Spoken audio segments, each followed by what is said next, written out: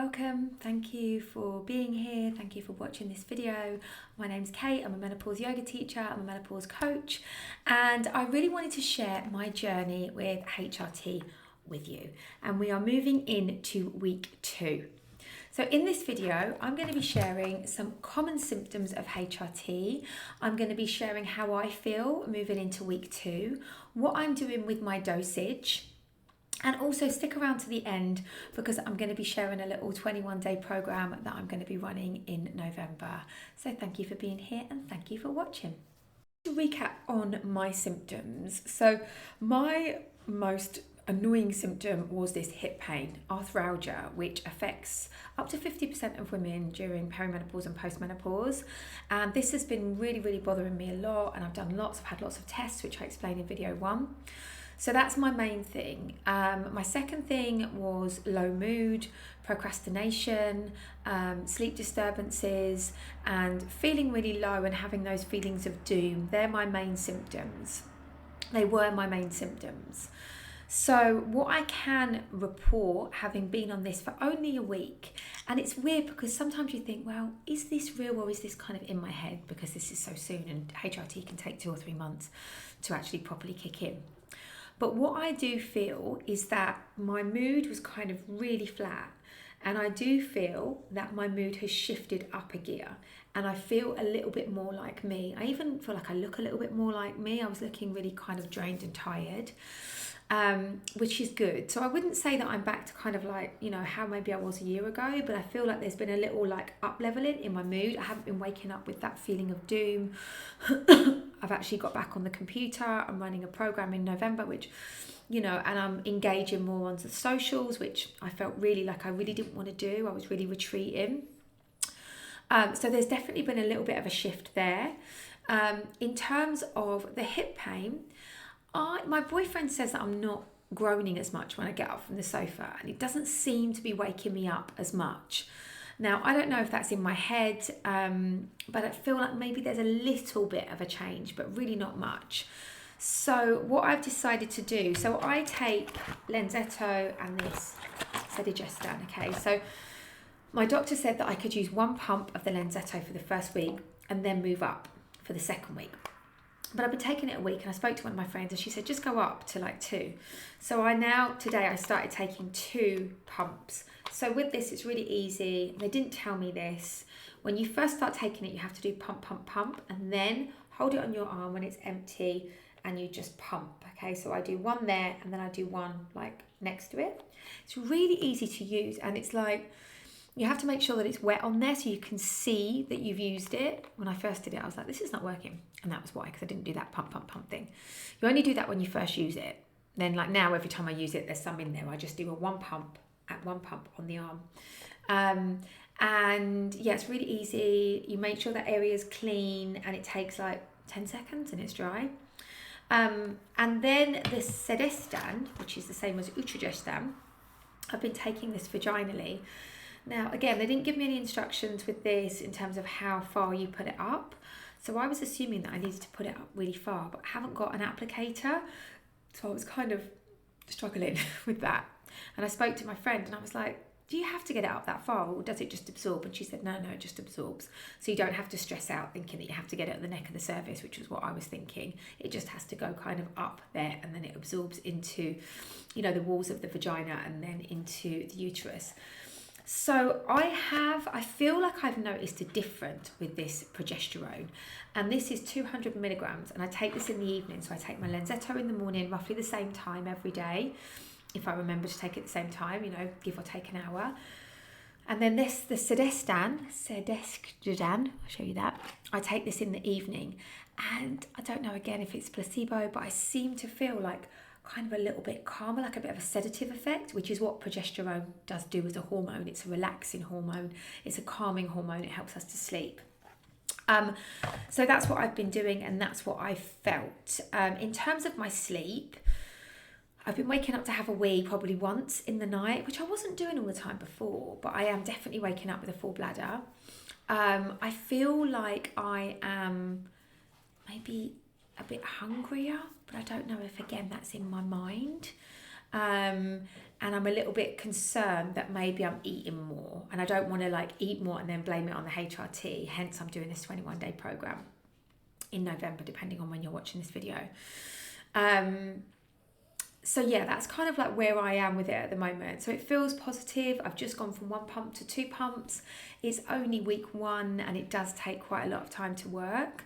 But I did want to go over some of the side effects of HRT, of which I've had none of them so far. So I want to just run over those just so that you're aware that there are side effects for some people with HRT.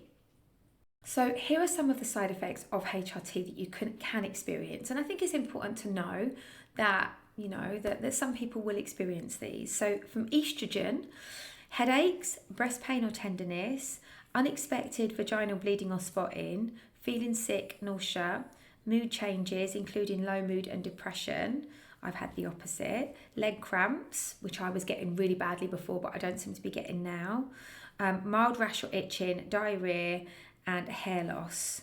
And it says that they'll often go away in a few weeks if you do get these symptoms, and that's estrogen. So the side effects of progesterone are changes in periods, spotting, bleeding between periods, headaches, breast pain, diarrhea, feeling tired or dizzy, mood changes, mild rash or itchy skin, and acne. And I've, you know, so far it's very early days, but I've had absolutely none of those side effects. So far I feel really good. I feel a little bit more myself, and everything for me so far does feel quite positive. But something I did want to touch on today was my family history, and it's very important with HRT to, you know your family history. And if you've got a family history of estrogen related cancers, then you can't take HRT. But for me, I do have certain risk factors, and so for me, on my dad's side, I have diabetes.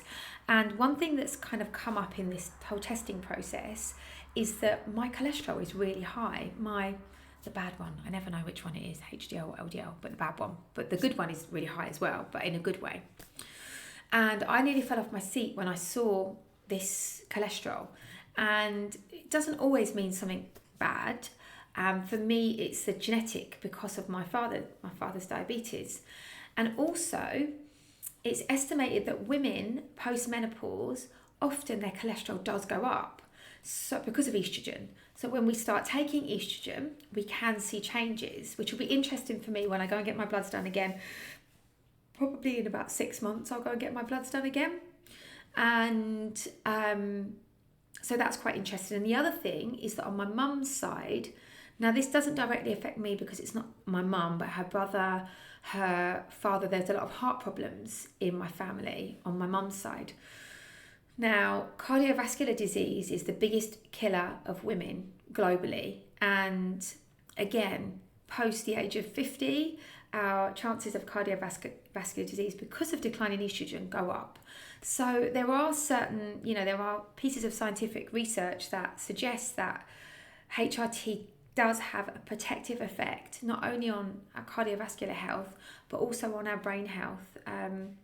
There's an amazing doctor, Dr. Lisa Mosconi, who's written lots of books about what happens to the brain post-menopause, and you can actually kind of see the difference in what happens to us kind of post-menopause and what happens from a neurological perspective. So that was another factor that I did a lot of research on and made me more open to the idea of taking estrogen and progesterone, because I'd had a bad experience in my life with a pill when I was younger, but this is different. The pill, you're like layering hormones onto hormones in a way.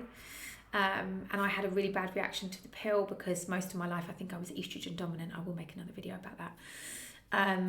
But for me, as a menopausal woman, I'm low in estrogen. So to give myself hormones, to replace hormones that I'm losing, makes sense to me. It's not everybody's decision, but it's my personal decision. So that's where I am. I just wanted to jump on. I wanted to share that with you.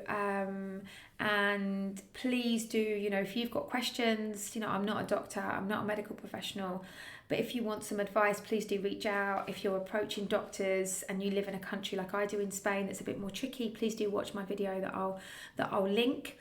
And also, because I do feel that I'm eating a little bit more, I really want to get my diet a little bit more, get on my diet a little bit more. So in November, on November the 4th, I'm doing a 21-day program. It's not mine, it's Dr. Maritza Snyder's 21-day hormone makeover. And I'm doing that with my community, Nourish to Flourish. So I'm going to link that in the bio, So if you want to join that menopause, perimenopause community, then do. It's going to be free. All you do is buy the book, say yes that you want to join, and then I'll create a community for us to share, because I think it's really important that we are really addressing our nutrition and we're making sure that we get enough protein, and we're getting rid of all inflammatory foods, which is what this program is all about. So I hope you enjoyed this video. I hope you're enjoying following my journey. If you're in Valencia, we've got a meetup coming up this week, so do reach out. Do comment, let me know where you are in the world. Thank you for watching. Please like, please comment, please subscribe. I love to see your comments, and thank you for watching today.